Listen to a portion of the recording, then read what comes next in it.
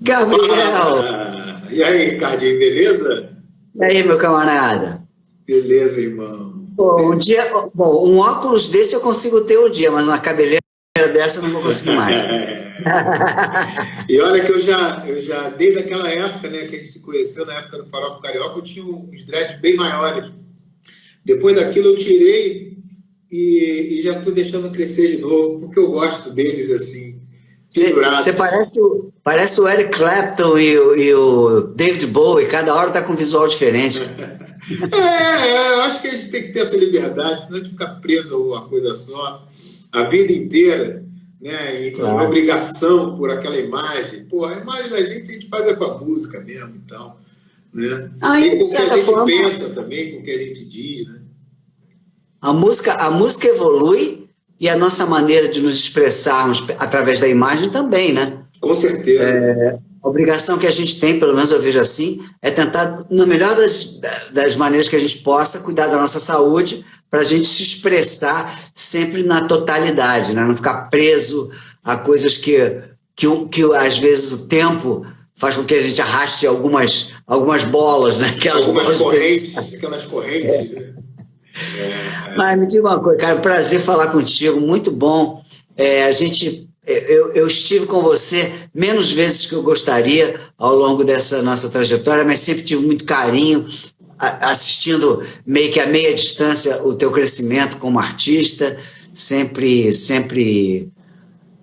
devoto da Deusa Música, e por isso eu queria te perguntar, como é que a Deusa Música baixou no seu terreiro? Como é que aconteceu?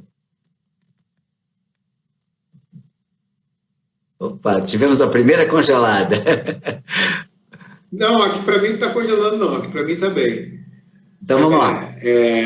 Música lá em casa sempre veio de berço, né? A minha família toda é de músicos, né? Toda a minha família Moura, por parte de mãe, é de músicos, inclui o maestro Paulo Moura, né? E todos os irmãos deles foram trombonistas, trompetistas, clarinetistas, bateristas. Então, sempre tive muita música dentro de casa, as festas sempre foram muito musicais, os natais sempre foram muito, muito alegres e muito, muito musicais, até hoje são.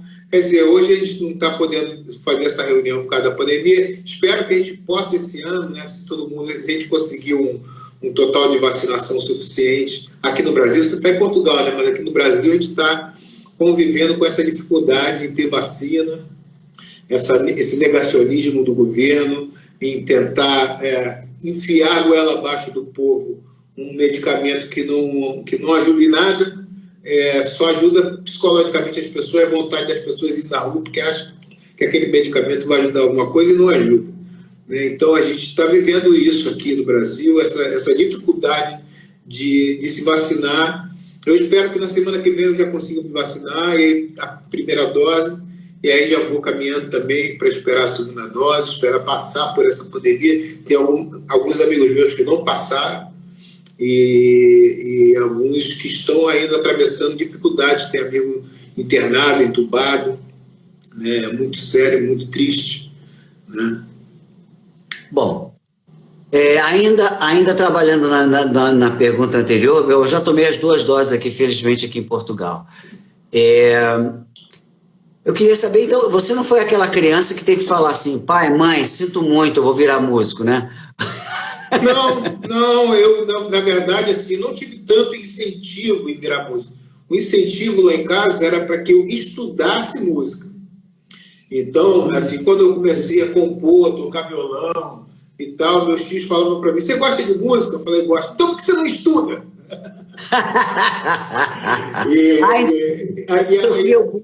O bullying é o contrário, né? Porque aquele bullying do violeiro da esquina, como eu fui, né? Tocando com os amigos, reuniãozinhas de amigos, era só uma maneira maravilhosa de expressar, porque todo mundo tem seu lado artístico, né? E ao mesmo tempo namorar algumas meninas, conseguir chegar melhor nelas, e a gente o tempo todo achava que ia ser outra coisa. De fato, a produção musical me abraçou. Mas você recebeu um bullying interno, tipo assim, quer tocar? Então estuda primeiro. Não, e eventualmente, como eram vários tios que tocavam, um ou outro sempre dava um toque, e eu colei muito no Paulo Moura, e comecei a trabalhar com ele desde cedo, assim, desde cedo não, com 19, 20 anos eu comecei a ir acompanhar ele nos shows, a cantar eventualmente nos bailes que ele fazia, nos shows, e aí comecei a viajar com ele, ele me levou para o teatro, e eu dentro do teatro comecei a desenvolver porque ele me levou para ser diretor musical do Teatro da UERJ, porque tinha um outro diretor musical lá, que era o Kaique Boticai, que já faleceu há uns 2 anos atrás, e o Kaique teve que sair por uns problemas de saúde, e não tinha ninguém para colocar. O Paulo Moura estava lá, mas ele não podia ficar, porque ele viajava o mundo todo. Ele falou, pô, você quer entrar para o teatro e fazer direção musical de teatro? Eu falei, pô, adoraria. Aí me colocou lá no Teatro da UERJ para ser o capitão da música do Teatro da UERJ, com um monte de profissionais de 20, 30, 40 anos de teatro, que já estavam lá, inclusive a Mira Haddad, a Anselmo Vasconcelos, a Scarlett Boone, né, a esposa do Lulu, na época, e enfim, uma galera Gabriel, que fala. O que quer dizer que você não entrou pelo caminho acadêmico, né? Você não era um estudante da UERJ que se tornou diretor do teatro, nem fazia teatro, nem fazia música na UERJ, é isso? Não, eu fazia direções musicais.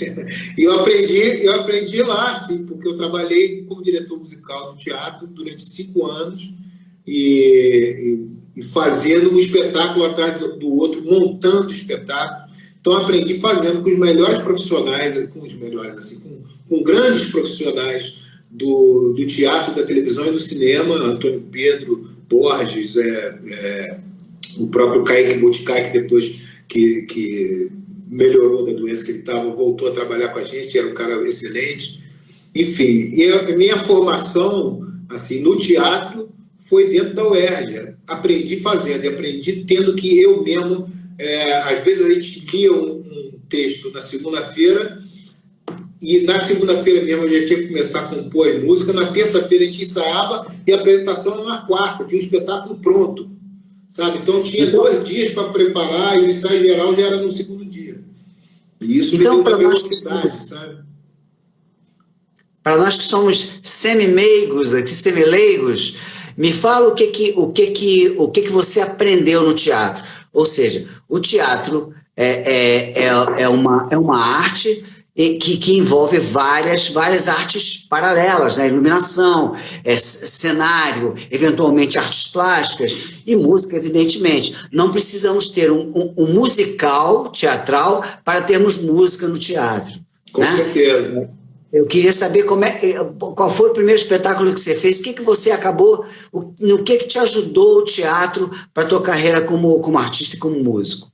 Bom, o primeiro espetáculo que eu fiz já foi uma crítica social e política muito interessante, que se chamava A Saga da Farinha. E era um espetáculo que fazia uma paródia com os intocáveis, no espetáculo eram os introcáveis, e tinha uma política de que a comida estava proibida, a população só podia comer uma pílula que o governo dava com um princípio básico da areia, e a pessoa comia aquilo e cagava um tijolo e construía sua própria casa com a sua própria casa. Esse era o conteúdo da peça, era divertidíssima, tinha atores incríveis, e inclusive o Amir Haddad em cena também com a gente, que é um dos caras mais foda do teatro brasileiro. Perdão, àquela altura você já compunha, imagino. Sim. E você compunha para a peça, você era contratado, como também contribuía com a tua contribuição, com a tua obra de compositor nas peças, ou você recebia obras já prontas, organizava, como é que era? Não, eu tinha que fazer tudo e na hora, porque às vezes assim, estava montando o espetáculo na montagem, e aí, por exemplo, eu fiz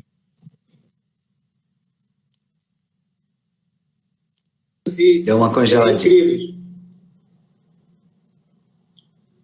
Voltou? Opa, voltou. Então, eu tinha que fazer na hora, criar os textos e as músicas na hora. Muitas vezes eu tinha os textos das peças e às vezes eu pegava o texto da peça e tinha que fazer a música para o personagem. Pegava uma fala do personagem que eu achava que cabia a música e transformava aquilo em música, porque aquilo ali significava um movimento musical. Esse é um exercício É um exercício gigantescamente, porque eu sempre achei, e a gente trabalhou, eu como AIR e você como artista, e eu tive a oportunidade de te encomendar coisas, eu sempre achei isso, sempre achei que a pressão era a mãe da invenção, né? Você tem que fazer e você acaba dando... Claro, você tem que ter talento, evidentemente, né? Não vai pegar um cara que não sabe nenhum instrumento musical, não tem nenhuma iniciação e mandar o cara compor uma canção. Mas o cara que tem iniciação, esse input é bem importante. Às vezes a adrenalina do ter que fazer faz com que você forje o compositor que você nem sabia que era aquele nível. Aconteceu isso contigo também, então? Pois é. Antes de eu entrar para o Teatro da UERJ, o que fez o Paulo Moura me convidar para entrar no Teatro da UERJ é porque eu resolvi disputar o samba enredo na Caprichosa de Pilares em 1990 e ganhei. Então, a primeira vez que eu coloquei o samba, eu já entrei e ganhei. Né? Um lugar onde tinha compositores tarimbados, gente que compõe sempre para carnaval. A primeira vez que eu coloquei lá, fui e ganhei. E os festivais que eu participava da canção, quando eu era jovem também, eu ganhava todos. Ou ganhava ou era melhor intérprete. Né? Era assim que acontecia comigo. Mas o Paulo ficou sabendo quando eu ganhei o samba enredo da Caprichosa de Pilares. Ele falou, pô, você compõe mesmo, né? Você gosta mesmo. Eu falei, pô, me amarro, estou gostando cada vez mais. Ele falou, então vou te botar lá no Teatro da UERJ, e me colocou. Que maneiro. Tive essa oportunidade de fazer e entregar, porque a peça tinha que sair. Tá passando um cortejo aqui, ó, teve que ensaiar, morreu o rei, a gente vai ter que passar esse cortejo do rei aqui, tem que cantar a música. Ah, beleza, vou levar para casa, amanhã eu trago. Não, é agora! 15 minutos, eu tomo um café enquanto o Gabriel faz a música. Era isso, sabe? Então tinha que fazer, tinha que entregar e tinha que dar certo. Se não funcionasse também, falava, não é isso, faz outra. Tinha que fazer outra. E você conseguia transitar bem pelas estéticas, ou seja, um cortejo do rei, por exemplo, pede em tese uma música medieval. Com certeza. Isso ensina muito. Com certeza, isso ensina muito, porque você vai ter que aprender linguagem, estudar as escalas. Tem a escala medieval, que você estuda no instrumento, a escala medieval, como a escala do Japão, né? A escala da música japonesa, a escala da música árabe, tem, sabe, a escala grega, modos gregos, e a escala do choro, que é usada no samba, né? Tem até os motivos do jazz, e isso tudo são ferramentas que você vai aprendendo que existem, e aí, pô, tem que fazer uma música nordestina. Como é que a escala nordestina tem uma especificidade em cada gênero? E a gente, se a gente tiver uma paciência de olhar e buscar quais são esses signos, esses sinais que cada gênero tem, a gente consegue se aproximar. Até porque, se falar de música, principalmente de música brasileira, eu já fiz espetáculos que eu tinha que compor o espetáculo inteiro de músicas nordestinas. Quando eu vi, eu tinha feito galope, frevo, shot, chachado, maracatu, tinha a porra toda assim. Eu falei, caramba, essa coisa está tudo dentro da gente. A gente é brasileiro, a gente vivencia isso desde pequeno. Alceu, Geraldo Azevedo, Fagner, Amelinha, Elba Ramalho, e tudo da música brasileira, e a música mineira.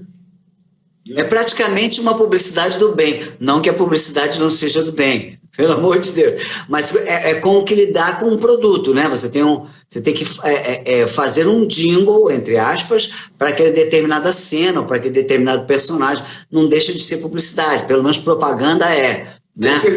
Com certeza. Porque depois de eu trabalhar muito com teatro, eu fiz o Farofa Carioca, que a gente se conheceu lá na gravadora, na época. E depois eu passei a trabalhar com publicidade, sentar na mesa com vários publicitários para compor, porque aquela contribuição e aquela carioquice que muitas vezes falta aqui em São Paulo. Agora eu estou morando em São Paulo. Eu vinha muitas vezes para São Paulo para trabalhar com os caras, porque os caras queriam uma certa carioquice, um certo swing que eles não conseguiam encontrar nos parceiros deles aqui em São Paulo. Então eu vinha para São Paulo para sentar com vários publicitários em várias mesas, em vários estúdios, e sentar para compor e tal, criar campanhas. E fora a questão de você estudar os modos gregos, a escala árabe, enfim, ibérica, que já vamos falar dela, qual é o teu modus operandi criativo quando você tem que ter velocidade? é mergulhar. Assim, para ter velocidade, o principal é você saber o que você vai fazer. Porque, desculpa, quando você sabe qual é o título ou qual é o sentido do que você quer escrever, dá para sair, dá para fazer em 15 minutos. Se você tem as ferramentas musicais, você sabe que na parte A se constrói de certa forma, que depois tem uma parte B que pode ser um pouco diferente, pode usar o relativo menor ou maior para dar uma modificada na estrutura da melodia e da harmonia. Depois você sabe que o refrão ele tem que contar, tem que ser um resumo daquela história, né? Ele tem que ser aquela coisa que fala assim, beleza, chegamos aqui, é sobre isso aqui que a gente está falando. É o refrão. Então, eles sabendo que o refrão também ele precisa ser cantado 2 vezes, ele precisa ter notas longas para que as pessoas cantem junto, participem e tal. São uma série de critérios que você vai aprendendo que facilitam na hora de você fazer a tua narrativa, que você já vai construindo daquela forma, musical e textualmente. Então você pensava bastante na fisiologia da canção, assim, vamos dizer, no mapa da música. Você fala assim, isso aqui eu acho que eu vou ter que fazer um pré-refrão, sei lá, porque eu tenho que jogar esse refrão no topo, eu tenho que fazer uma escalada, até... Você conseguia fazer o desenho arquitetônico antes de fazer o prédio? Não, eu quando comecei, e todo esse processo aí dentro da universidade e tal, foi sempre muito intuitivo, cara, porque assim que na maioria dos casos no Brasil, porque a gente não tem esse estudo da composição musical popular como existe na Europa e nos Estados Unidos, sobretudo nos Estados Unidos, né, que já estudam isso há décadas. E aqui não tem lugar nenhum onde você aprenda isso, a não ser numa escola particular, que provavelmente pode ser que haja alguma, mas a universidade não ensina isso. Você não tem, até na internet, para você procurar isso em português, não é fácil. Não tem muitos canais falando sobre composição popular da música popular brasileira. Tem até alguns canais que falam na internet, no YouTube, você acha, mas nada muito contundente. Então, eu, inclusive, montei um material, li alguns livros em inglês, inclusive, montei um material e comecei a dar um curso sobre composição na Rio Music Academy, que me dá uma estrutura legal para poder fazer isso. E eu estou adorando, porque eu estou estudando mais e estou ficando cada vez mais preciso nas minhas para usar as minhas ferramentas que eu tenho para compor, e tenho composto mais tem sido mais assertivo nas coisas que eu faço, assim. Amadurecendo também o pensamento e tal, né?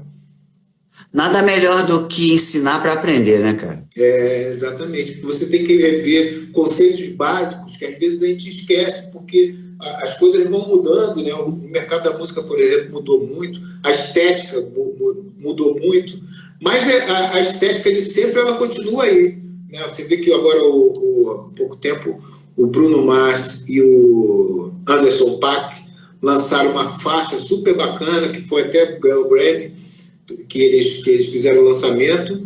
Pô, e o som é década de 70, assim, você não está ouvindo ali um monte de efeitos e tal, é coro feminino, é banda tocando, é som de bateria, groove. O Bruno Mars ele assume todas as influências dele claramente, né? Tem vezes que ele soa The Police. O primeiro sucesso que eu vi dele, eu falei, caraca, isso é Sting, cara. E assim, não é cópia, é influência, né? Ele deve ter ouvido muito. Então ele bota... Isso eu acho super bacana, você ser fiel ao espírito das tuas influências, né? Mas aqui no Brasil, quando você faz isso, já é coisa de não ser original. Mas ele faz muito bem, ele canta muito bem, e faz isso muito bem, fez isso com a música com esse estilo aí da música The Police, né, que você fala, né?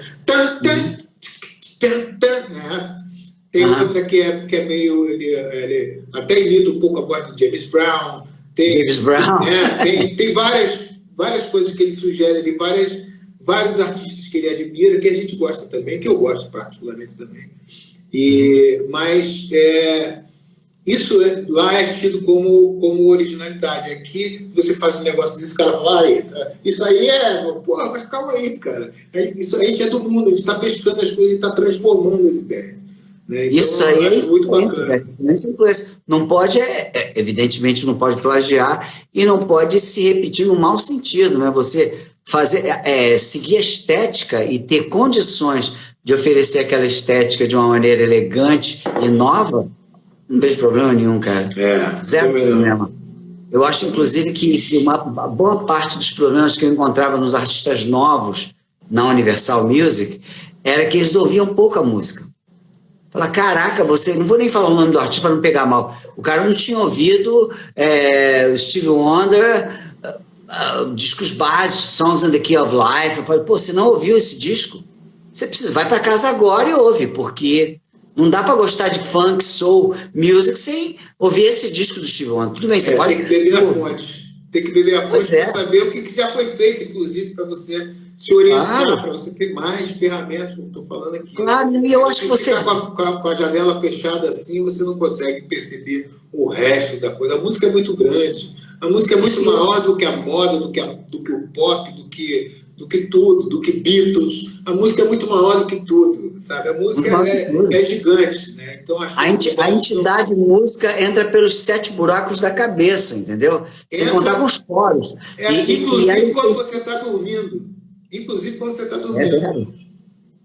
É verdade. A única arte que é capaz de fazer isso. Porque você não pode admirar um quadro quando você está dormindo, você não pode dançar quando você está dormindo, você não pode cantar. Cantar, às vezes, provavelmente tem até gente sonâmbulo que canta. Mas a música, ela penetra em você e faz um trabalho espiritual dentro de você enquanto você está dormindo. É muito legal. E quantas vezes você acordou com uma melodia na cabeça? Cara, às vezes, mas isso não é muito recorrente. Não. Porque o que acontece? Eu, às vezes, por exemplo, estou trabalhando numa composição até de madrugada, eu durmo tarde, fico trabalhando. Aí, tem algumas ideias que não saíram, ou você fica preso. Aí eu vou dormir com aquilo na cabeça, dentro da cama, e aquilo ainda está trabalhando na cabeça. E eu durmo. Quando eu acordo, depois de tomar café, que eu sento de novo na frente do computador e abro, as ideias já ficam mais claras. É como se a cabeça fosse um computador e tivesse renderizado as informações e colocado uma em cada caixinha. Assim, aí quando você acorda, está tudo um pouco mais organizado na cabeça. Né? Isso é interessante, porque as pessoas romantizam, às vezes, demais a composição. A composição tem que ser romantizada, ela tem que vir de algum lugar onde haja bastante sentimento, mas a mente, ela é muito importante. As pessoas ficam... porque tem determinados compositores, por exemplo, você pega assim, o Chico César e o Zé Cabaleiro. Eu acho a música do Zé Cabaleiro mais cerebral, mas eu não acho que ela seja pior, entre aspas, evidentemente, do que a do Chico, para o Chico ser mais raiz, mas parece que o cara pariu a música, feita em Paris do Macunaíma, né? A música do Zé, eu estou comparando dois caras que são contemporâneos, podia estar falando de Caetano e de Gil, né? Então, assim, não vejo problema nenhum você deixar a mente te ajudar. Você, por exemplo, que trabalha com teatro, não pode abrir mão da mente, porque é a mente que vai dar o teu timing ali, vai ter a faca para cortar, para organizar, para dizer se é bom ou se é ruim. E não tem nada, demérito nenhum nisso. Você não pode usar a mente para o mal, né? Mas se usar para a mente para o mal, tá tudo certo. Mas é ela mesmo que produz as coisas. Assim, a gente usa muitas vezes o coração, muitas vezes a intuição, mas o racional é que vai dizer para você se está bom ou se não está, porque o emocional vai lá, vai despejando um monte de coisa no papel e nos acordes do violão e tal, no piano, onde for. Mas depois o racional é que vai cruzar os braços, olhar friamente, tomando um café assim, e vai falar, bicho, essa parte aqui não está legal não adianta, que vai ter que mexer. E você vai lá e racionalmente olha para ela, como faz o Chico Buarque, né? Eu estava numa das aulas, eu estava falando sobre Construção, né? Que é uma música incrível, né? Que conta a história, uma história maravilhosa do cara se despedindo da mulher, já com um sentimento estranho na cabeça, atravessa a rua e vai para o trabalho de uma forma meio estranha, e sobe lá e trabalha, mas meio mecanicamente, e depois na hora que ele vai comer, ele come, depois ele se atira, ou cai, o escorrega e cai, e escartelado no asfalto, atrapalhando tudo, e atrapalha tudo. Mas ele consegue contar essa história, que é uma história, né? É difícil a gente ter muito na música brasileira, assim, essas histórias, assim, que a gente possa ter um princípio, meio e fim, assim, o Chico é mestre nisso. E além dele contar essa história, assim, de uma maneira que você entenda todo o caminho dela, ele ainda conta usando proparoxítonas trissílabas em todos os finais de todas as frases. É um negócio assim... Poesia concreta falando de tijolo, né, cara? E é muito aquele arranjo do Rogério Duprat, maravilhoso, cara. O arranjo também é uma coisa incrível, né? Porque aquilo ali é uma obra de arte. Na parede e fala assim, olha só, eu ouvi isso. Meninos, eu ouvi. Então, é uma coisa que é obrigatório todo mundo ouvir, porque é de uma poética, de uma genialidade e de uma popularidade ao mesmo tempo. Sim. Porque, desculpa, a linguagem é simples, apesar de ser rebuscada, ela fala de uma maneira que todo mundo entende o que ela está dizendo. E isso ensina muito assim, para a música popular brasileira, da gente tentar compor de uma maneira que a música siga depois do sucesso, que ela possa até fazer sucesso, mas que depois do sucesso ela continue tendo vida, porque ela tem o que dizer, ela tem sentido, ela faz sentido para as pessoas, não só... Ela é atemporal, ela vai fazer sentido ao longo da vida de maneiras diferentes para as pessoas diferentes. E quando você compõe, você se... É muito comum você se deixar levar por uma harmonia que você cria, a melodia vem com a harmonia, a melodia vem da cabeça, sei lá de onde, como é que é o processo? Em geral, eu faço alguns acordes no violão para identificar uma sequência de acordes que eu possa me guiar. Às vezes a primeira frase da música, da letra, já sugere a melodia. Teve uma música que eu fiz, o Pierre Hederne, não sei se você conhece o Pierre Hederne, está morando inclusive em Lisboa, tem aí um trabalho super bacana em Lisboa. Rua das Pretas? Rua das Pretas. Ele é meu parceiro em várias canções, né? E ele mandou uma letra, algumas letras, lá pelos idos de 2006, 2005, 2006, e aí eu tentava trabalhar nas letras e não conseguia, porque, sei lá, eu tinha que mexer demais, né? Eu acabava mexendo muito. Mas tinha uma frase que sempre ficava, eu mexia nas outras frases, mas uma frase sempre ficava. Aí eu falei, essa frase aqui eu vou trabalhar a partir dela. E a frase era, tô namorando aquela mina, mas não sei se ela me namora. Essa frase, aí eu peguei essa frase, botei no início e escrevi o resto assim de uma vez. Porque a frase já identificou para mim o caminho da melodia, inclusive, que eu já cantei. Tô namorando aquela mina, mas não sei se ela me namora. É a sequência, depois você pega no violão. O violão você pega depois até, às vezes. Porque a frase já vem, é só estar escrevendo na maneira do condomínio, lá do bairro onde eu moro. E aí, descrições e tal da coisa, a música saiu rápido. Tanto que eu liguei pro Jorge na hora e falei, cara, fiz uma música que acho que você vai curtir pra caramba. Toquei pra ele, falei, ótimo, já temos já podemos começar a gravar o disco. Não, já podemos começar a gravar o disco. Aí eu falei, vem para São Paulo que a gente vai gravar o disco, vou trazer a banda toda para São Paulo e vem também junto que a gente vai gravar o disco. Eu falei, então me manda as outras músicas para eu já ir vendo, pensando na produção e tal, pensando em alguma coisa.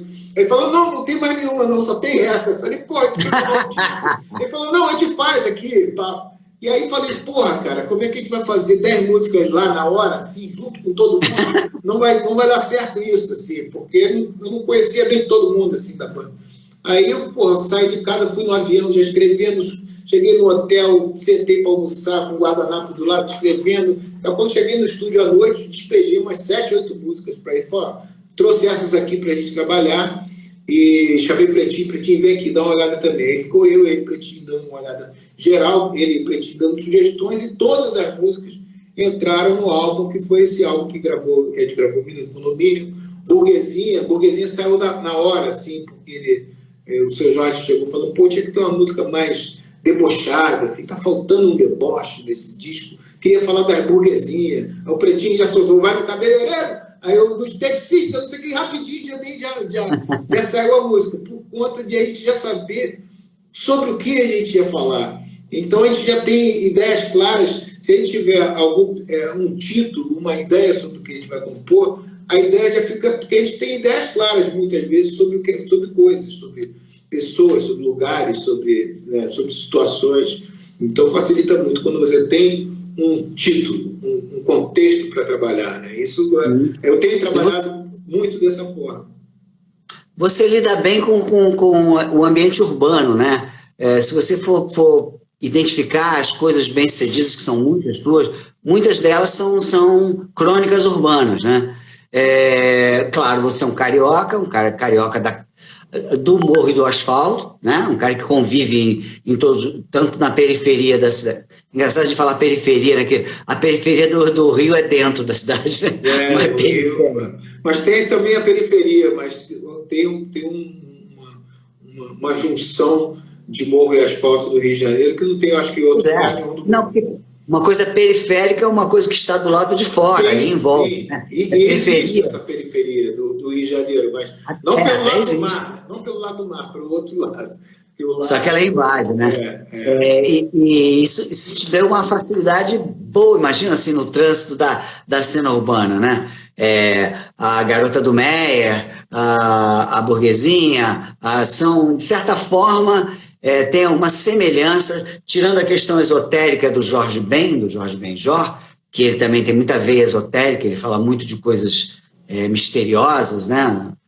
Das tábuas de esmeraldas e outras coisas, capadócias e tal. Eu fiz, inclusive, um show, ano passado eu fiz um show sobre esse disco, eu, o Benegão e o Carlos da Fé, cantando Tábua de Esmeralda, fizemos aqui em São Paulo, em alguns sets. É um álbum incrível, assim, o álbum ele tem um contexto geral único, assim, tem uma identidade total, uma coisa assim que hoje em dia as pessoas já não estão mais muito preocupadas em enfiar um monte de hits assim do lado do outro, se for fazer álbum. Também muita gente já nem quer fazer álbum, mas eu gosto muito de álbuns, e esse álbum que você citou aí do Jorge Ben, a Tábua de Esmeralda, é um clássico, assim, é uma coisa incrível. A Tábua de Esmeraldas, assim, o Jorge Ben tem essa arte, né, de falar de uma maneira hermética. Aliás, Hermes Trismegisto, né, é homenageado. O disco é todo calcado em cima de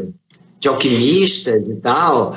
O Homem da Gravata Florida, são todas citações de vários alquimistas ao longo da história. E a música sucesso ali é uma marcha funk, que os alquimistas estão chegando. Quando você poderia imaginar que uma música que dá uma receita de alquimia, como fosse uma receita de bolo, fizesse sucesso, tocasse até morrer, porque tocou muito. E todo mundo, esse papo de, está muito hermético, isso é muito relativo, muito relativo.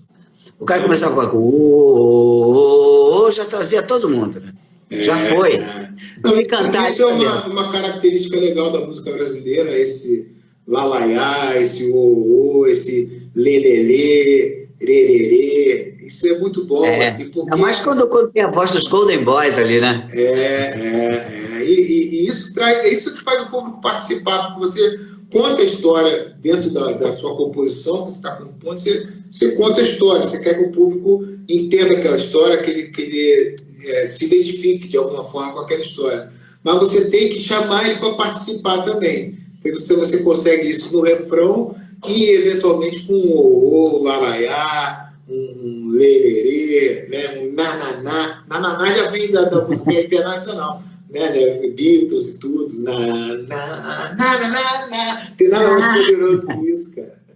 Mas também lalaiá, lalaiá, lalaiá, lalaiá, que é a única música que não é esotérica nesse disco. Minha teimosia é uma arma para te conquistar. Mas me fala um pouco rapidinho, você passou batido, eu queria saber qual foi o tema desse teu primeiro samba enredo que você ganhou na Caprichosa? Qual era o enredo?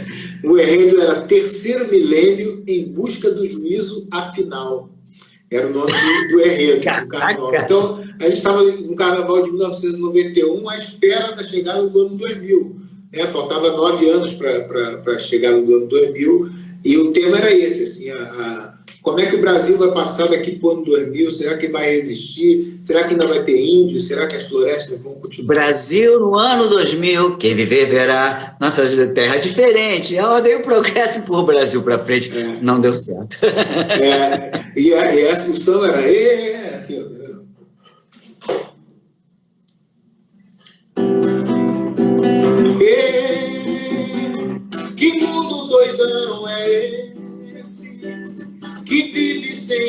interesse de ganhar da profecia. Gira no CTI, daqui pra ali, que agonia. A verdade é nua e crua, está nas ruas, presente. Preciso gente ver nascer, viver, viver. Alô, alô, alô, alô, alô. Se toca, olha o planeta, segura, por favor. A coisa tá ficando preta, alô, alô, alô, alô. Aí depois quero ver meu Brasil lá no ano 2000, esperto, a riqueza no chão, conduzindo a nação na luz do caminho certo, o verde das matas, um rei, a fraternidade, a lei de gente sadia, feliz, levando fé no país, na paz, no amor, desse azul que tem mais cor, no meu capricho, o ideal. Apoteose, meu carnaval, na cabeça o juízo afinal, na cabeça o juízo. Boa. Olha que mundo doidão! Que mundo doidão é esse? Muito, muito cariocona, né? Já começar aqui, muito doidão é esse, é muito carioca, né, cara? É demais, porque a gente era muito novo, eu e o João, você deve conhecer o João Filho. O João foi diretor da Rádio Mania, até bem pouco tempo ele estava como diretor de programação da Rádio Mania, trabalhou também na FM do Dia. É um cara um cara inteligentíssimo e super importante dentro do cenário do rádio no Rio de Janeiro. Sim, sim. Assim, um cara muito legal. E ele foi meu parceiro. Ele tinha 23, eu tinha 21, e a gente entrou naquela aula de compositores cheio de, figuras já muito antigas do samba, aqueles caras, o filho do Noca da Portela, o Noquinha, com a equipe dele. Tinha várias turmas de compositores que faziam muito samba, tinham vários sambas campeões. E a gente entrou lá, né? Eu tocava tinha um violão, aquele violão Oveixo, que ele era abaulado assim atrás. Eu subia para tocar o samba, todo mundo ia de cavaquinho, e eu ia com o violão, tocando desse jeito aqui que eu toquei para você, tipo João Bosco. Na hora que a bateria entrava, era o inferno, porque o violão de lá não segura, tem que ser cavaquinho mesmo. E aí, na hora que a bateria entrava, eu ficava correndo atrás da bateria, porque ela me engolia. Mas mesmo assim foi legal, porque começou a pintar assim, a porta-bandeira, na hora do nosso samba, subia na mesa, declarando o amor dela pelo nosso samba. E aí, aí falava, tu viu a porta-bandeira subiu na mesa, Norminha? Era a porta-bandeira, subiu na mesa, apoiou o nosso samba. Ele tinha começado a ganhar respeito ali, a bateria já tinha um arranjo pronto para o nosso samba. Quando anunciou que o samba era campeão, a bateria já estava com o arranjo pronto, sabe? Então eles já sabiam, sabe? Já tinha uma energia positiva em torno do nosso samba. Foi muito legal. Uma experiência incrível, maravilhosa. Me fala uma coisa, a gente entrou ali no Pierre Aderne, e aí, uma vez em Lisboa, eu quero que você me explique, uma vez eu em Lisboa, e você esteve por aqui, eu quero saber como é que entrou, depois da direção de teatro lá da UERJ, como é que entrou Lisboa na tua vida e por quê?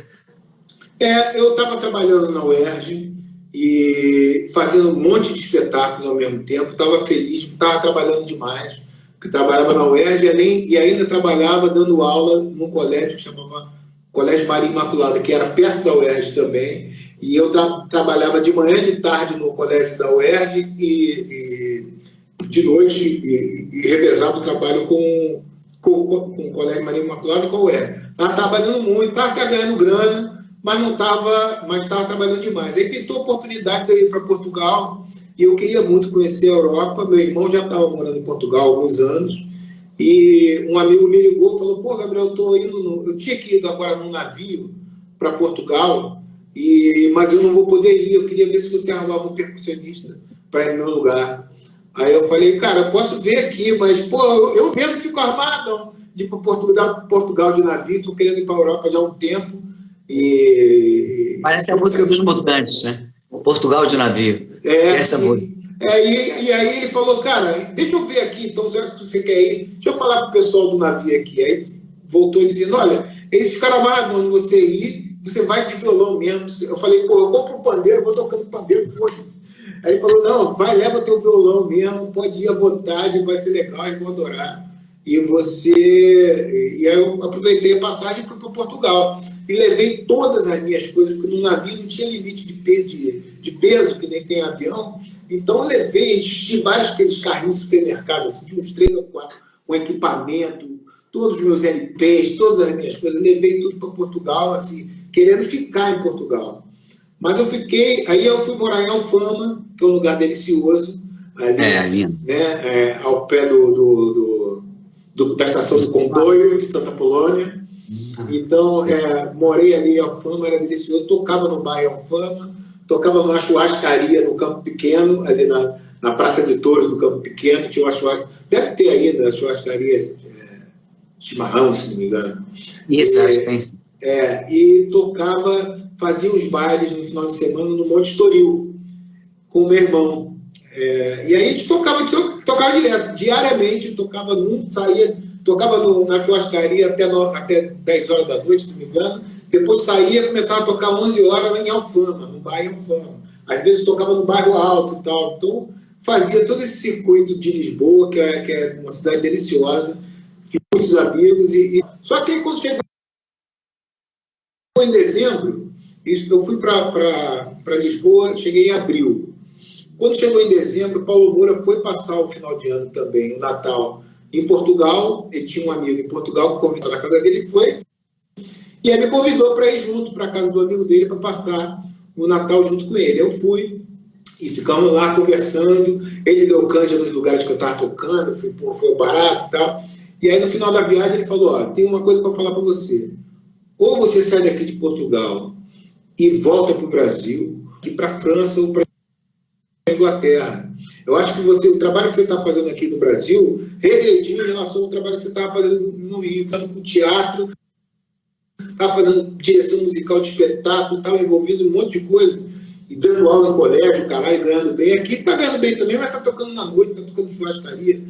Aí eu falei, beleza, mas, pô, se eu voltar agora para o Brasil, já não tenho mais o emprego do teatro, nem do colégio, vou ficar meio duro e tal, então eu tenho alguma grana aqui, mas ou eu pago a passagem, ele falou, então faz o quê? Eu pago a tua passagem, você volta, e a gente fica concentrado em gravar um álbum seu, você lança seu primeiro disco e segue sua carreira como artista, porque tocar na noite não vai fazer jus ao que você precisa.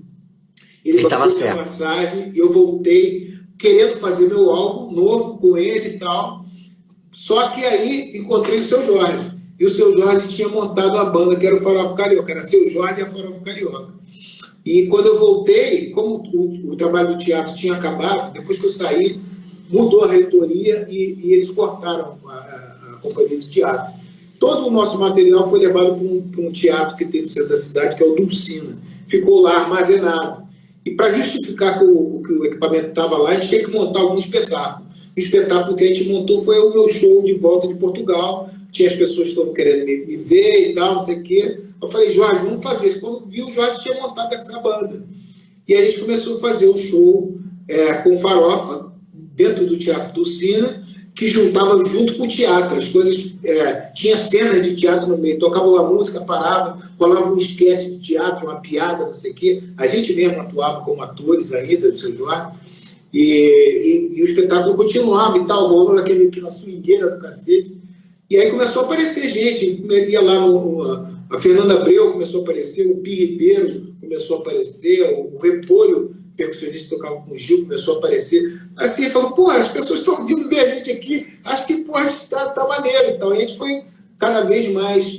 Aqui, o Mob Dick Show, é o Ricardo Petralha, grande ator também, parceiro nosso, lá dessa época do Teatro da UERJ também, aprendi muito com pessoas como o Ricardo Petralha, assim, o Vasconcelos.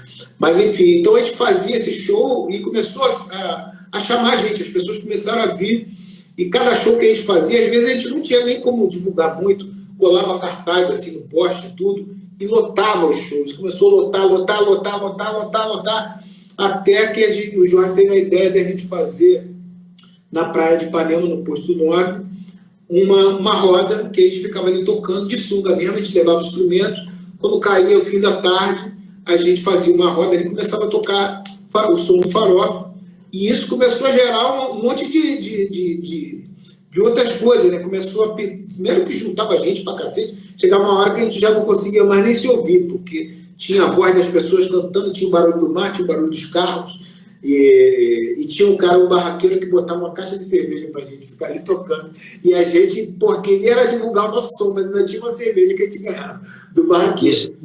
Já com repertório próprio. A gente só tocava só nossas músicas, que nessa época eram 7 ou 8 ainda, a gente estava compondo ainda o restante das músicas. E aí, nessa coisa da Praia de Ipanema, a MTV foi lá e começou a filmar, e aí a gente ganhou uma capa do segundo caderno do Globo, como os novos acordes do Rio, pá, uma puta capa, assim. E isso chamou a atenção de todas as gravadoras, que começaram a querer saber que porra era aquela. E aí a gente convidou a Alice Pelegatti, a Danusa, que trabalhava com a gente, convidou a Alice Pelegatti, esposa do Frejá, que é uma das maiores divulgadoras que tem no Rio de Janeiro, e ela conseguiu juntar todas as gravadoras lá dentro do Ballroom, onde a gente fez o show Farofa de... como é que chamava? Todo show a gente botava no nome, era Farofa de São João, Farofa de Carnaval, acho, sei lá. E Farofa de Carnaval. Eu vou aqui reivindicar um espaço aí agora, porque assim, eu lembro da Alice envolvida com Farofa, mas eu fui muito mais por causa do Léo Rivera, porque o Leonardo ficava falando, Ricardinho, tem que ver o Farofa, tem que ver o Farofa. Ele falou umas 3 vezes para mim. Falei, vamos embora ver o Farofa. Quando eu fui ver o Farofa, eu lembro que se eu não me engano, era a EMI ou a BMG, já estava adiantando negociações com vocês, e aí eu rapidamente eu movi os mundos e fundos, levei a diretoria inteira, você deve lembrar disso, foi o Max, foi o Marcelo, foi o Edson, a gente fez uma pressão corpo a corpo lá para mostrar toda a nossa simpatia. Foi engraçado isso, que a gente fez esse show, estavam todas as gravadoras lá, todos vocês deram cartões para nós, chegaram, a gente saiu no final da noite, assim, cartão da EMAI, cartão da BMG, cartão da Polygram, cartão do MZA, todo mundo chegou lá dando cartão para a gente, falou, liga para a gente, vamos falar, então. E o primeiro que chegou junto mesmo da gente foi a BMG, e a gente conversou lá e tal, não sei o que, até eles deram um violão para cada um, para mim, para o seu Jorge. E saímos de lá assim, vamos assinar com a BMG, já está tudo certo. Eu e o seu Jorge saímos, nos abraçamos na rua, com o olho cheio d'água e tal, voltamos para o escritório. E quando a gente chega no escritório para falar para todo mundo que a gente ia assinar com a BMG, que estava tudo certo, me liga o Léo Rivera e fala, Gabriel, tudo bem? Vocês estão aí? Queria falar com vocês. Espera aí que eu vou passar uma pessoa aqui para falar com vocês. Passou o Marcelo. E o Marcelo Castelo Branco, que era o presidente, né? Aí falou pra gente, queria que vocês dessem a oportunidade da gente conversar com vocês. Queria que vocês me dessem essa chance. Esses caras estão pegando pesado. Porque a gente ali, cara, a gente começou o negócio nem os instrumentos legais a gente tinha que ficar remendando instrumentos, não sei o quê, sabe? A gente tinha... Não era assim uma banda que da Zona Sul, da galera, todo mundo que já nasce com o instrumento Fender. Então a gente era aquela profusão de energia, de criatividade que estava sendo vista. E a gente falou, que legal. E aí o Marcelo falou, vem para cá agora. Eu falei, a gente está aqui no centro da cidade, somos 10 pessoas. Ele falou, entra aí 3 táxis, vem para cá, a gente paga o táxi aqui. Quando a gente chegou lá, a gente se deu de cara com essa sala lotada que você falou aí, né? Toda a equipe da gravadora reunida, assim. E lembro quando a gente entrou na sala, assim, a sala de caralho, que pressão! E aí, aí o Marcelo veio falando, olha, pô, essa aqui é a nossa equipe, apresentou todos vocês, vendas, marketing, nossa advogada que vai fazer o redigir o contrato, e a gente vai dar tudo o que vocês quiserem, pô, se quiserem mixar lá fora, não sei o que, papai. E aí, falou, e aí, vocês querem assinar com a gente?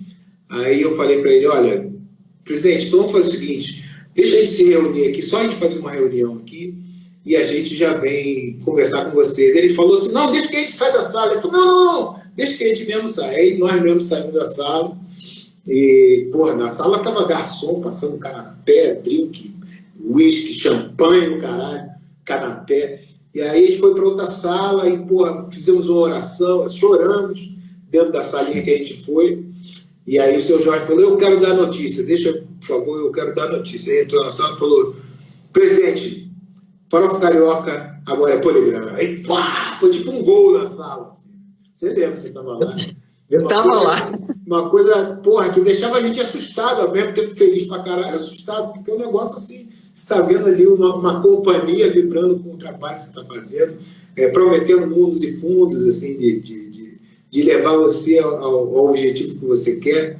Foi incrível, foi incrível. E a gente teve realmente uma grande oportunidade com a Poligrama. Depois a gente ficava...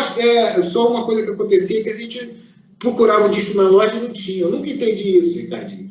Por que o disco não estava na loja? As pessoas reclamavam muito com a gente. Porra, Gabriel, vocês não assinaram com a gravadora? Cadê o disco? Eu vou na loja e não tem. E eu não conseguia entender isso. Todas as majors naquela época, o mercado era muito concentrado, né? As compras, para não estar na loja, já tinham poucas lojas segmentadas, né? Aquelas lojas de rua, já nos anos 90 já era mais difícil. E era tudo concentrado em loja americana. E loja americana comprava o top 10. Era difícil enfiar a novidade ali. Você tinha que criar demanda para poder vender. E olha que, pô, você lembra bem da Poligrama nos anos 90, era uma potência, né? A gente ficou 10 anos em primeiro lugar. Uhum. Mesmo assim, a gente tinha dificuldade. E, por outro lado, a gente se movia menos rapidamente na mídia, no marketing, porque mover aquela linguagem nova, porque eu, particularmente, como AER, eu considerava o disco do Farofa como se fosse um acabou chorar e carioca, sabe? Tinha muito essa coisa de uma coisa fenomênica mesmo, que estava acontecendo e meio que fazia um amálgama da cultura carioca daquele momento, das influências todas, samba, asfalto, soul, funk favela, tudo ao mesmo tempo agora, né? Era mais ou menos o que os Novos Baianos tinham feito lá em 1972 com Acabou Chorar. Eu considerava aquele disco, continuo considerando aquele disco muito importante. Eu brinco até que ainda acho que é o melhor disco do Seu Jorge, é o primeiro disco do Farofa, pela importância que esse disco tem para mim. Claro que esse disco é subdividido entre duas forças ali, o Lennon e McCartney, né? Você e o Jorge, né? Mas tem uma importância muito grande. Mas a contrapartida dessa importância é a riqueza gigantesca que tem aquilo de repertório e, de certa forma, uma entortada na estética do que estava tocando no rádio. Então, o pessoal de rádio tinha uma certa dificuldade de tocar também. Aí juntava uma coisa com a outra, a gente tinha uma banda que tinha, na minha maneira de ver, a gente até acabou por ter problemas no estúdio, você lembra bem, né? Uma crise que a gente teve que mudar produtor, tivemos que meio que nós mesmos produzindo junto com vocês, eu e Max, né? E vocês ao mesmo tempo, colocamos, se não me engano, foi o Alexandre Agra para ajudar a gente. E isso tudo era resultado também de uma coisa que era solução e problema. Era a solução ter aquele monte de cabeça porque dava a diversidade da estética. Por outro lado, quando você ia, vocês tinham, na minha opinião, uma democracia que é desproporcional. Eu sempre vou dar minha opinião aqui e, assim, ela vai continuar sendo sempre a mesma, apesar de eu imaginar que você eventualmente tenha outra visão. Eu achava que vocês tinham uma coisa muito dividida por cabeça, quando eu acho que tinha que ser assim. Metade da banda significava você e Seu Jorge e o resto era outra metade. Eu não conseguia ver o saxofonista peso igual, né, na votação. Com certeza, né? Mas quando você faz uma banda, a característica de uma banda é essa, assim, todo mundo, no caso, se são 5, cada um é 20% daquela banda. É assim que assim que se faz, né, de uma forma democrática. Quando você é dono da banda, é outra situação. Né? Não. Eu não quero ser mal entendido na minha visão. O que eu quis dizer é que existiam 2 forças motrizes que geravam aquilo tudo, na minha opinião, que era você e seu Jorge. A cabeça estética principal, sem desvalor para ninguém que estava ali, pelo amor de Deus. Você poderia substituir a todos, menos vocês 2. Porque aí mexia no que... Dentro desse universo, não é um universo no sentido de poder, desse universo criativo, eu acho que acabava dando alguma confusão por serem muitas cabeças. E vocês, por essa vibe democrática muito louvável, acabavam por adicionar muito mais esfacelamento nas decisões do que deveria ser, na minha opinião, de AER. Entendeu? Mas isso a gente vai aprendendo também com a experiência, até com as pessoas que estão próximas, que podem orientar artistas novos que estão começando, porque é artista novo que está começando, não entende ainda como funciona de fato o mercado da música. Então ele depende das pessoas que estão em volta orientar e fazer com que aquilo funcione de uma forma que seja justa.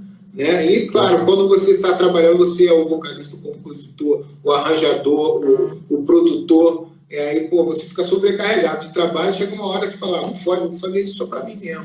Porque, se eu estou fazendo tudo que é para dividir para todos, eu prefiro fazer isso para mim, porque eu vou dividir comigo mesmo, sabe? Então, pago as pessoas que eu quiser e faço do meu jeito, entendeu?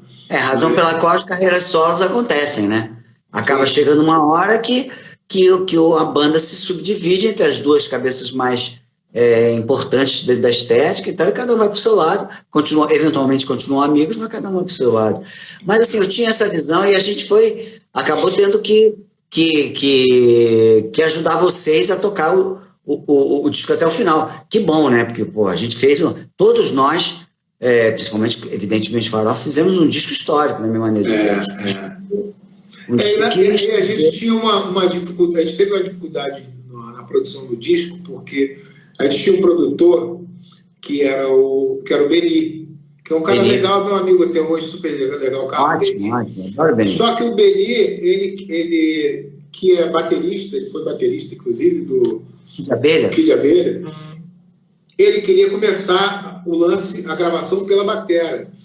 E a gente queria que fosse pela percussão, porque o batera era contratado, ele só estava ali, o batera do Farofa Carioca, que, aliás, depois a contribuição dele foi gigante, inclusive tem uma virada marcante dele da introdução de São Gonça, que é um clássico, a virada que faz a introdução de São Gonça. Mas ele só entrou porque os percussionistas faltavam um ensaio, chegavam atrasados no show, e a gente precisava de um cara responsa para segurar o andamento e para chegar na hora. E a gente chamou o cara mais responsa possível, que era o Fred Castilho. E o Fred Castilho, era um cara que estudou em Berkeley, sabe? Um baterista que tocava com o peito ereto e sabe, tinha todas as técnicas de batera. Ele sabia que ele não podia colocar bumbo demais, porque senão ia embolar com o tantã do Sandrinho e a percussão grave do Wellington.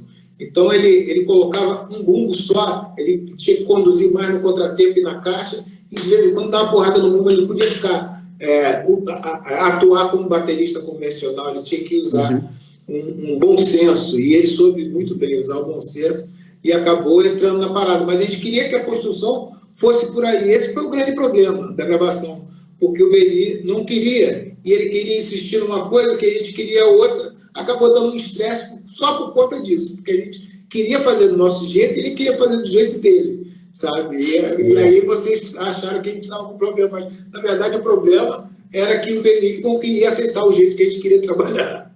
E o Agra, depois que deu problema, o Agra entrou também, foi um pouco, o Agra soube trabalhar um pouco mais, soube ser um pouco mais maleável. Modernar mais as coisas. Das coisas e tal. e a gente conseguiu trabalhar e finalizar bem com ele, que é um cara legal também, meu amigo também até hoje.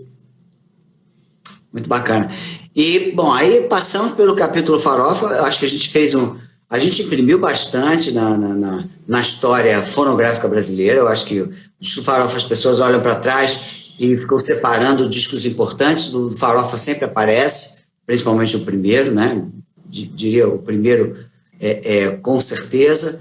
E você começou a tua carreira. Como é que você acordou para a carreira solo? Terminou o Farofa, você já deu logo um passo na direção do primeiro disco? Não. Quando terminou o Farofa, eu voltei a trabalhar com teatro.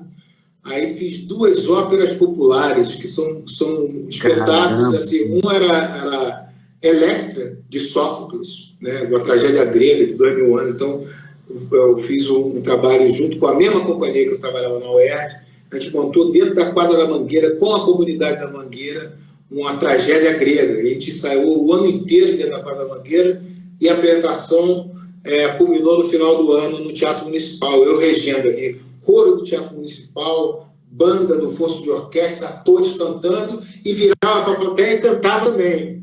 Foi um momento lindo. E aí fizemos outro ópera popular, que foi na Fundição Progresso, também sobre a história do Brasil, que foi um incrível encontro também. Cada ópera popular dessa era 40, 50 músicas que eu tinha que compor, e no incrível encontro eu cantava todas as músicas. Eu compus tudo e entrei esse ano cantando praticamente todas as músicas. Então, foi um trabalho assim, e aí comecei a trabalhar com o grupo Nós do Morro, do Vidigal, ganhou o prêmio Shell de melhor trilha para teatro com o Nós do Morro. E aí, quando foi em 2005, 2006, 2005 eu resolvi começar a produzir meu álbum, chamei o Paulo Moura, e aí ele fez os arranjos, e eu lancei em 2006 o meu primeiro álbum, que foi Brasis, que saiu aqui, saiu no Japão, e por isso também abriu uma conexão comigo no Japão, que depois, quando eu estive no Japão, eu vi que é engraçado, né, como a gente não tem noção de como a nossa música caminha, como as pessoas lá fora gostam e ouvem, né? Então, cheguei lá no Japão, vi meu disco nas prateleiras das lojas e vi o quanto as pessoas gostam da música que a gente faz, o quanto Farofa, as pessoas gostam do Farofa lá também, até hoje. Tem bandas que tocam no estilo Farofa lá até hoje. Então, assim, começou ali para mim a carreira solo, com esse disco Brasis. Aí depois eu fiz projetos, fiz o Quatro Cabeças, que foi um outro projeto também com mais 3 amigos, que eram os 4 tocando violão no palco, que foi muito bacana. Montei uma orquestra em São Paulo, que é a Orquestra Saga, em 2010, que tem até hoje aqui, só não estamos tocando porque estamos na pandemia, mas é uma puta orquestra com naipe de 7 sopros, e aí a gente faz bailes aqui, gafieiras e tal, projetos. Enfim, continuo ainda trabalhando com teatro, montei outros espetáculos também com Nós do Morro, já foram 7 ou 8, e estou aí, já lancei mais outros 2, 3 discos meus, né? Lancei o single ano passado, continuo compondo muito. A pandemia acabou me fazendo compor mais ainda, porque eu fico aqui concentrado 24 horas, 24 não, mas vou dizer 16 horas por dia, pelo menos, porque eu fico aqui até de madrugada. Então, assim, compõe muito, muita gente tem gravado minhas músicas. Elza Soares gravou agora recentemente Negão Negra, que é uma parceria minha com o Flávio Renegado. A Fernanda Abreu gravou no último, mais recente álbum dela, as 2 músicas de trabalho, são 2 músicas minhas em parceria com ela. Enfim, o Nando Reis gravou agora no final do ano, em dezembro, uma canção chamada Laços, que eu fiz em homenagem aos profissionais de saúde. Então, o Nando Reis gravou com a Ana Vilela, também super bacana, assim, super bonito de ter feito, porque é uma música que homenageia os profissionais da saúde nesse momento que eles são as pessoas que estão mais expostas, né? Então, enfim.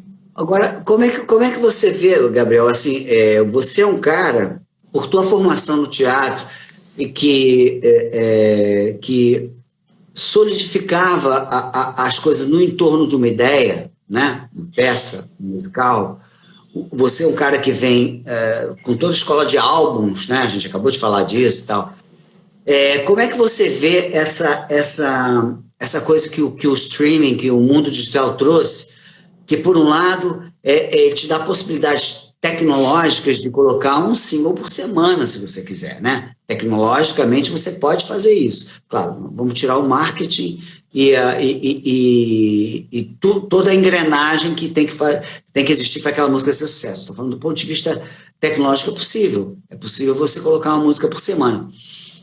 Como é que você vê a perda dessa oportunidade de criar um entorno estético de um álbum, por exemplo, que antigamente, desde o Sgt. Pepper's, lá de 1968, que foi inventado o conceito de álbum, né? Quando você junta músicas que falam entre si em termos de linguagem, que tem começo, meio e fim, em torno de um tema ou em torno de uma determinada polaroid do artista naquele momento, você pegava aquilo, colocava na estrada, o teu show, ele se reportava aquele álbum, você trabalhava um ano e meio em torno daquele álbum, e como é que você vê essa coisa virar líquido agora e ter que se espalhar para um monte de símbolos? Quanto você acha que isso é oportunidade e quanto você acha que isso é problema? Eu acho que vai nessa quem quer.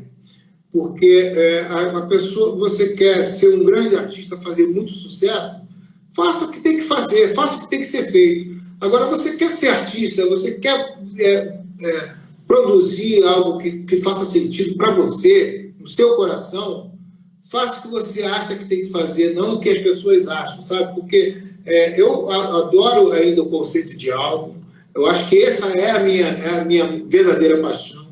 E, eventualmente, eu lanço um single. Ano passado eu lancei Vidas Negras Se Importam. Foi um single, logo que veio as manifestações pelo mundo todo. Eu também me senti motivado a lançar um single que falava sobre esse assunto. E até fiz a música também para Elza Soares, que falava também sobre esse mesmo assunto, que foi lançada na sequência. E eu gosto dessa coisa de você poder fazer um álbum, você pensar na capa do álbum, você pensar na estética que você está querendo passar com aquilo ali, o que significa aquele conceito, aquele título, né? Eu não conhecia bem Beatles, assim, minha formação sempre foi mais da música popular brasileira. Depois, mais tarde, eu comecei a ouvir mais, assim, pegar os discos e entender um disco e outro e tal. Mas, assim como o Jorge Ben também, né, fazia mais parte do meu repertório, era Milton Nascimento, Lô Borges, Beto Guedes, e também Caetano, Gil, Luiz Melodia. Tinha uma turma que eu seguia mais, e também Tom Jobim, Vinícius de Moraes, eu gostava muito, sempre gostei. Então, essa era a minha verdade, assim, que eu mais curtia. E, eventualmente, escutava Beatles uma hora ou outra, escutava Rolling Stones uma hora ou outra, mas eu conheço muito pouco. De Rolling Stones, por exemplo, eu conheço menos ainda. Beatles eu já conheço bastante e acho que é um trabalho assim, que é divisor de águas na música do mundo.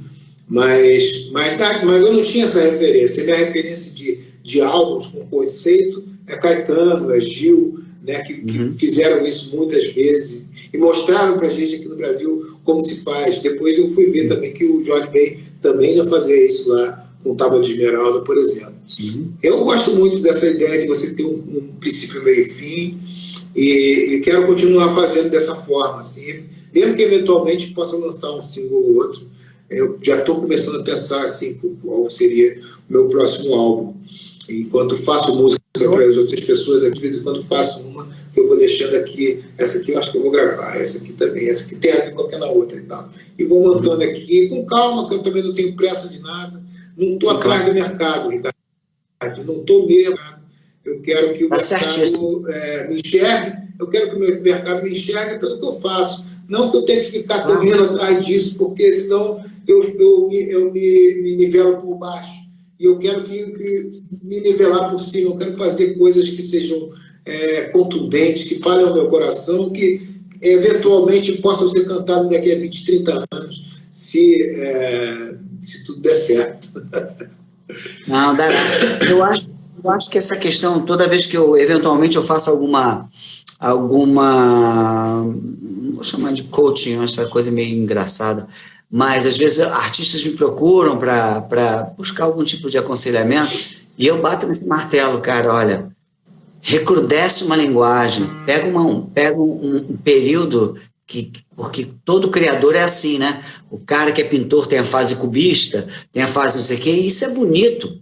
Isso é bonito você, essa polaroid momentânea que cada artista tem, seja que arte for, e aquilo ali é bom que você pegue aquilo, cria um totem com aquilo, depois você cria outro totem e vai se modificando entre um e outro, a tua linguagem vai modificando para o próximo, porque aí você consegue mostrar, na minha maneira de ver, de uma maneira mais contundente o que você quer dizer. E claro, aí sim o mundo digital favorece. Você teve a atualidade do Vidas Negras Importam, aí você usa o digital para o imediatismo. Você pode usar para aquele específico momento, você vai, encaixa uma coisa que tem a ver. Eu acho que isso você está usando da maneira mais inteligente. E assim, seguir mercado nem pensar, né, Gabriel? Deixa o mercado seguir você, né? Exatamente, assim, mesmo que ele não me siga, mas que me sigam as pessoas que gostam do que eu faço e que se sintam motivadas com alguma coisa que eu disser ou que eu cantar, né? Então acho que é por aí assim que a gente tem que conduzir a nossa, quer dizer, que eu quero conduzir a minha vida. Espero que possa ser espelho para outras pessoas se olharem para mim e falar, pô, realmente o Gabriel está fazendo as coisas dele lá, não tá querendo se meter numa coisa que não é o que ele sabe fazer.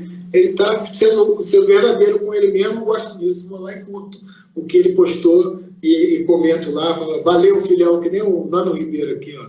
Nano Ribeiro é um cara também da nossa época de início do Fora Carioca. De Lapa, assim, um cara super importante dentro da nossa... Morando aqui, acho que está na Espanha. Acho que está na Espanha, né? Agora, você sabe que eu acho bem importante esse teu posicionamento, e acho que falta um pouco disso na cabeça dos artistas novos. O que me vem a pergunta de te fazer, eu particularmente acho, digo isso com algum pesar, você sabe que eu tenho a história para o lado do balcão da produção fonográfica, e também tem para o outro lado, que eu já eu e Adriano já fomos diretores da Rádio MPB FM, então a gente tem os dois lados da moeda, né? E já trabalhamos de certa forma em televisão e tal. Eu particularmente acho que aquilo que a gente chamava de MPB até começo do novo milênio não existe mais. Eu acho que eu discordo disso, cara, porque você vê, o Chico César é o quê, então? O Zé Cabaleiro é o quê? Não, peraí. Chico César... Não, peraí, deixa eu terminar minha ideia só para... Artistas grandes como esse que a gente tem... Chico César e Zé Cabaleiro surgiram nos anos 90. Sim, eles estão aí até hoje. Eles estão aí até hoje, continuam aí. Olha só, esse negócio que a MPB não existe, assim, não. Está passando um momento em que entraram outras coisas, que o mercado está empurrando outras coisas, está deixando a MPB de lado. Mas a MPB, ela continua aí no coração de todo mundo. E tem vários artistas fazendo muita coisa. Peraí, deixa eu me explicar melhor, que você vestiu a camisa aí e ficou animado. Não é disso que eu estou falando. O que eu estou falando é o seguinte, a gente teve a geração dos anos 60, né, festivais, a gente teve a geração dos anos 70, que de certa forma, em 73 teve o aporte de João Bosco, Luiz Melodia, Walter Franco, Sérgio Sampaio, uma série de artistas novos surgidos na década de 70. E a fase áurea da carreira dos anos daqueles que surgiram nos anos 60. A gente teve geração dos anos 80 surgindo, e a gente teve geração dos anos 90 surgindo. E a gente teve também a geração dos anos 80, que entraram como a gente chamava de B-Rock, de B-Rock, ou geração 80, que se tornaram artistas de MPB, como Nando Reis, que era do Titãs, como o próprio Herbert do Paralamas e outros mais, Frejá, que acabaram fazendo a passagem do rock and roll para MPB. Mas a partir do ano 2000, as coisas começaram a não se renovar e a linguagem, na minha opinião, começou a ficar fluida demais, misturada, não no bom sentido, porque misturar é sempre bom. Em 1973, o Caetano Veloso entrou no palco do Fórum 73 e cantou com o Daí José. Ele gravou 2 vezes Peninha, que era tido como artista popular, já gravou Fernando Mendes, e sempre foi MPB fazendo isso, né? Eu acho que, na minha opinião, para trás tem MPB a beça. Aliás, eu fico até, entre aspas, que bom que não está surgindo muita coisa, que eu posso olhar um pouco para trás, que é tanta coisa boa que apareceu até o começo do novo milênio, que tem muita coisa que eu não conheço, que eu quero conhecer. Da mesma forma que você quer ouvir o Beatles. Agora, na renovação, na minha opinião, a gente está patinando. E esse é um resultado eu acho que é um resultado da novelização dos formadores de opinião. As pessoas ficaram muito óbvias, muito imediatas, e isso refletiu na nova geração de criadores. A MPB sempre veio da classe média, né? Chico Buarque fazia faculdade de arquitetura, Chico Buarque é filho de historiador e é um dos maiores gênios da música internacional. Chico Buarque é um gênio do tamanho do Cole Porter, do tamanho do Gershwin, na minha opinião. Claro. O Tom Jobim também é. Mas esses nomes, isso não aparece mais. Está no DNA? Está no DNA, na minha opinião, está no DNA de todo mundo, meu, no teu, mas só que isso não desperta por causa de 1000 problemas de educação, 1000 problemas de estratificação da sociedade nivelada por baixo. Por isso que eu digo que a linguagem que eu chamava de MPB morreu. Não é MPB, MPB está toda aí. Mas a linguagem...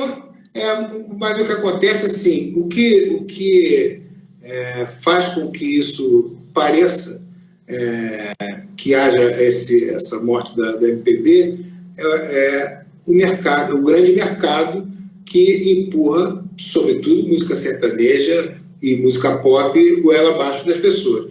Com a abertura da internet, das pessoas poderem também publicar suas coisas, aparece muito material, né? A gente tem muita coisa sendo publicada e que, eventualmente, não tem aquela visibilidade porque não existe o interesse. Não existe o interesse em fazer com que aquilo seja popularizado, né? A gravadora não investe mais, né? Não quer fazer mais esse investimento, a não ser que esteja dentro de um determinado nicho, e aí ela investe milhões naquilo ali, faz aquilo ali, coloca num devido lugar, porque existe um nicho que faz sucesso e uma repetição que é promovido.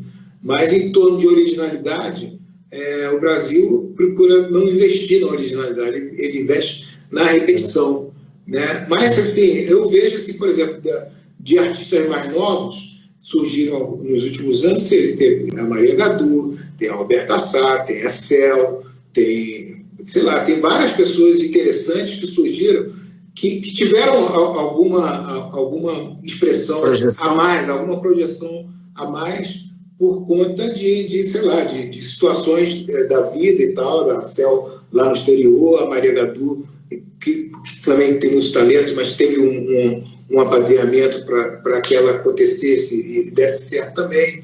E as coisas funcionam dessa forma, né? De repente, a Maria Gadu, se não tivesse essa conexão, de repente estava aí tocando na noite até hoje, mesmo cantando pra caralho, do jeito que ela canta. Porque eu conheci ela antes de fazer sucesso aqui em São Paulo, ela vinha da Cândia no meu show e tal.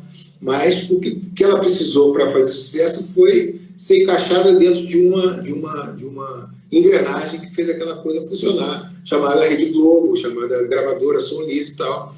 E também teve um bom produtor que produziu muito bem o álbum dela, assim, com muito bom senso, assim, com muito bom gosto. E tá aí, uma artista mais recente das que apareceram, né?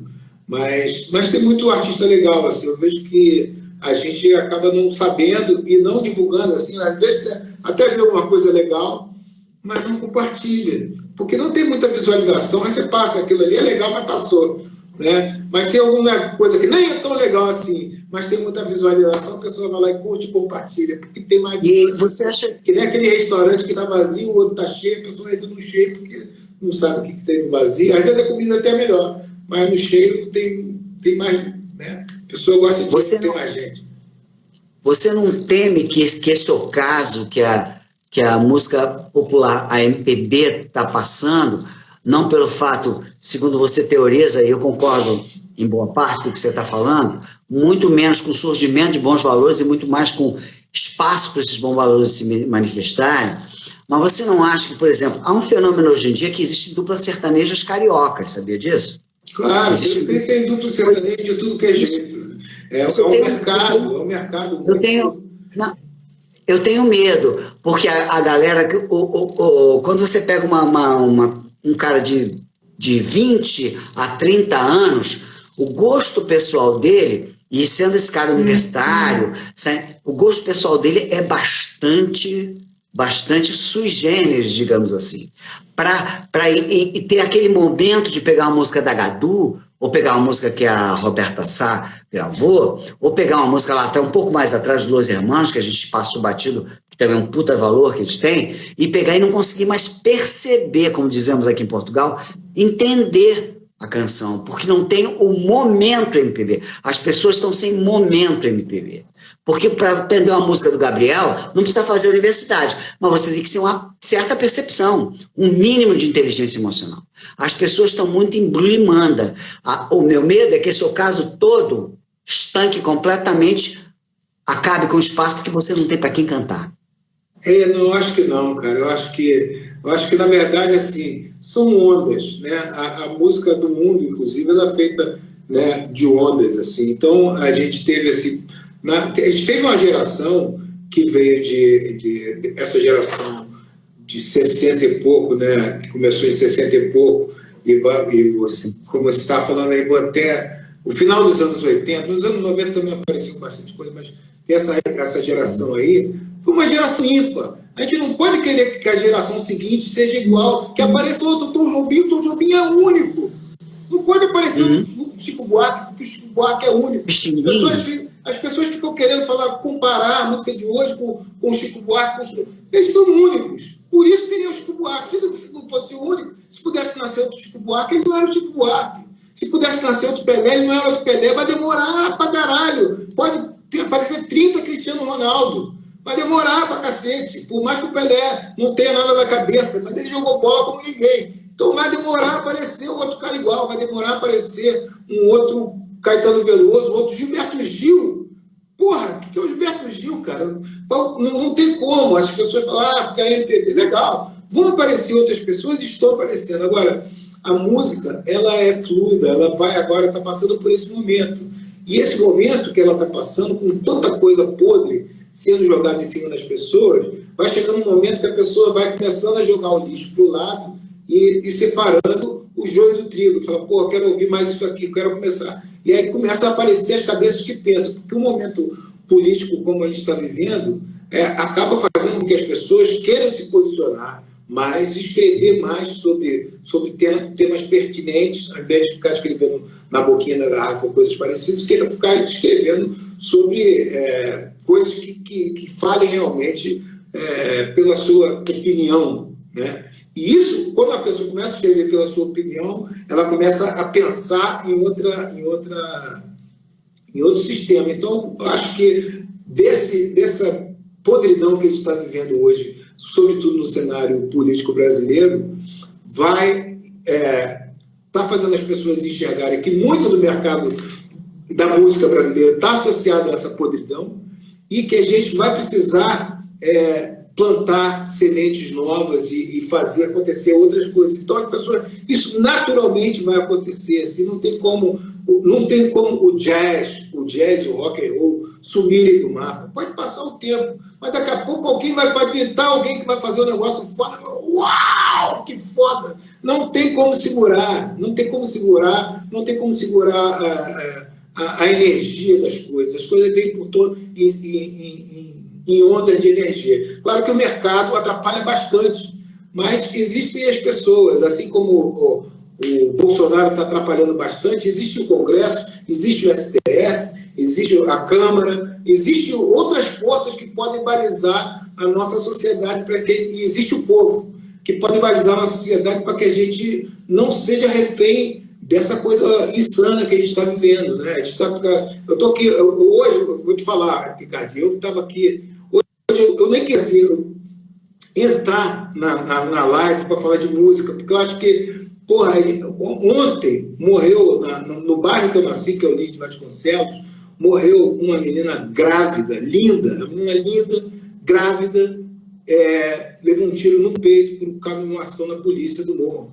Né? E isso me cortou o coração de uma forma que eu nem queria estar aqui falando agora de música, na verdade, assim, porque eu estou muito tocado com tudo isso que vem acontecendo, a chacina do Jacarezinho, essa menina foi morta hoje, todo dia a gente abre aqui o celular, vem mais da polícia batendo porrada no Brasil inteiro, a polícia batendo porrada em homem, mulher, em criança, em preto, sabe? Eu estou assim, muito mexido com tudo isso, com tanta gente morrendo, com tantos amigos entubados, com amigos, sabe, que eu perdi, amigos que estão no limiar da coisa.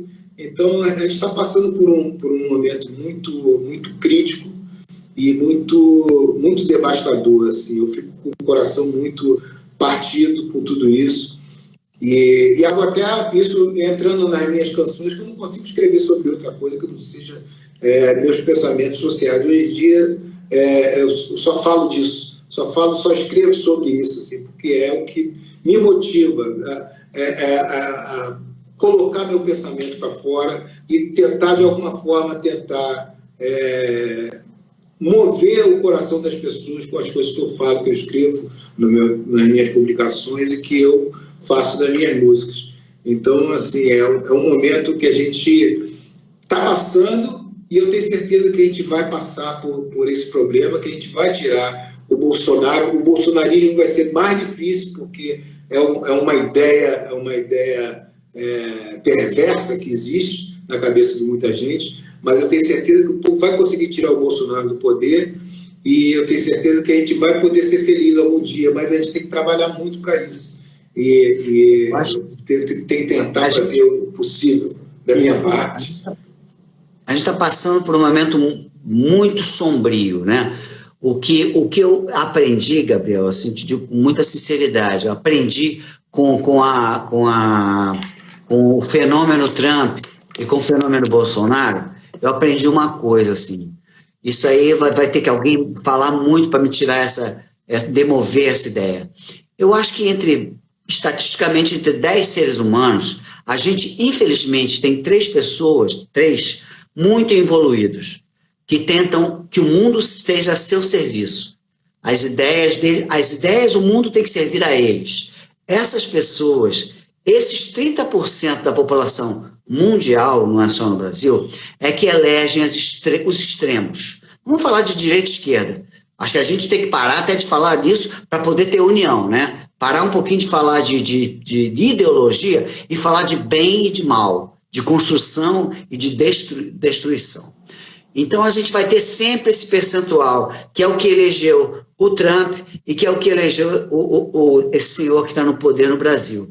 Então, o outro lado vai ter que se unir de alguma forma, tem que arrumar um jeito. Então, acho que o mote principal dos artistas é tentar fazer com que esse outro lado se una, para realmente fazer frente, para a gente não ter que enfrentar essa escuridão de novo. Eu acho que é a função de todo mundo.